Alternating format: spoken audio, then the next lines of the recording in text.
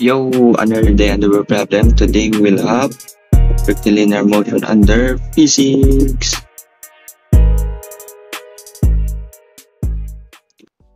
So here's the problem. Simba and Optimus Prime got into a fight. Out of anger, Simba pushed Optimus Prime off a building, causing him to fall. Meanwhile, Snail Bob, who is 6,969 meters away horizontally from the base of the building, saw Optimus Prime falling at an angle of 89.95889 degrees from the vertical. Snail Bob, wanting to be a hero, decided to catch Optimus Prime before he hits the ground. Assuming there is no air resistance and neglect the height of Snail Bob and Optimus Prime, how fast must Snail Bob move in order to catch Optimus Prime in time? So let's draw the diagram nila. So we have building and ground. Anong sabi? Simba and Optimus Prime daw nag-away. Tapos Simba, out of anger, tinulak si Optimus Prime. That can cause Optimus Prime to fall. Pero Snail Bob, nakita niya si Optimus Prime at gusto niyang makatch si Optimus Prime. Yan. Ang tanong, gaano ba dapat kabilis si Snail Bob para ma-catch niya si Optimus Prime dito? With the given, we have 6,969 meters from Snail Bob to Optimus Prime, yung horizontal distance nila. Tapos natatanaw ni Snail Bob si Optimus Prime by 89.85889 degrees from the vertical to yung vertical. So, paano natin makukuha yung speed ni Snail Bob? Paliitin muna natin yung diagram. May tables of formula tayo dyan. I got you. From Masalino, we have motion with constant acceleration and free falling body. We have three formulas for that each. Dito, meron pa dyang isang formula, apat na formula, basta meron dyan. Since si Optimus Prime ay tinulak ni Simba from the building, yung motion ni Optimus Prime from falling ay straight line lang yan, that causing to free fall. So, we have formula for that, diba? So, paano natin makukuha yung speed ni Snail Bob? Since gusto ni Snail Bob na makatch Optimus Prime, dapat same time ng pag-fall ni Optimus Prime at saka pag-catch ni Snail Bob to be able na makatch ni Snail Bob si Optimus Prime. So, paano natin makukuha yung time? Isang formula lang yung gagamitin natin.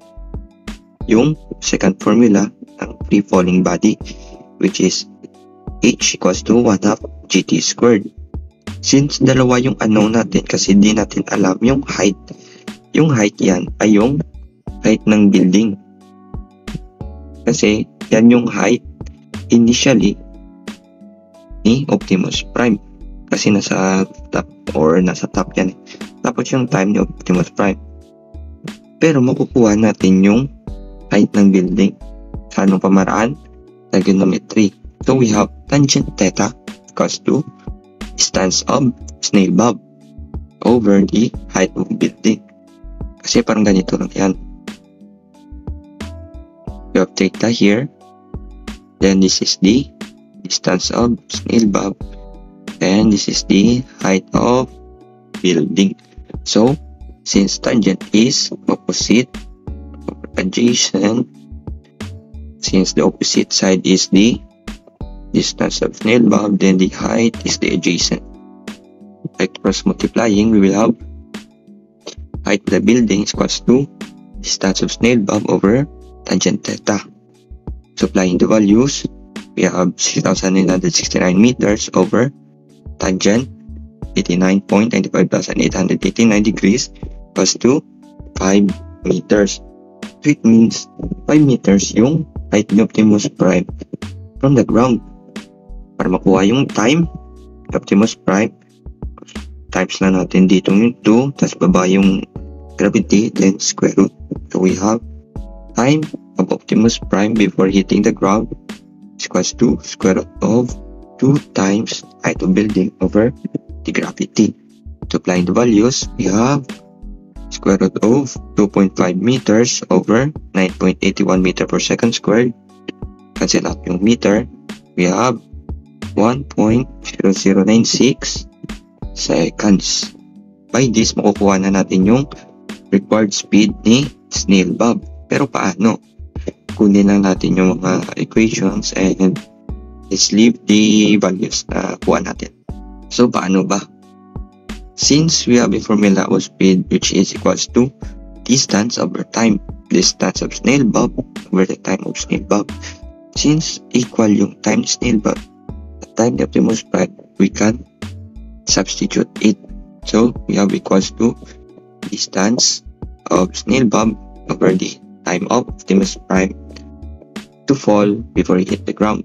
Applying the values, we have 6,969 meters over the 1.0096 seconds equals to 6,902.48 meters. So it means yung speed na required ni snail bob para makatch niya si Optimus Prime ay 6,902.48 meters. Pero hindi pa ganyan. Bakit? Kasi pwede ding mag-over si snail bob. So we will have speed of snail bob is greater than or equal to 6,902.48 meter per second. So see, kung gaano ba kabilis yan. Yung average speed nga ng snail ay 0.013 meter per second based sa Google. Tapos yung height ni Optimus Prime ay 9.5 meter to 11.5 meters. Tapos yung height ng building ay 5 meters lang. Unrealistic, di ba? Pero at least alam natin kung paano mag-solve ng rectilinear motion. I hope may natutunan kayo ngayon sa ating section. And that's it. Alam.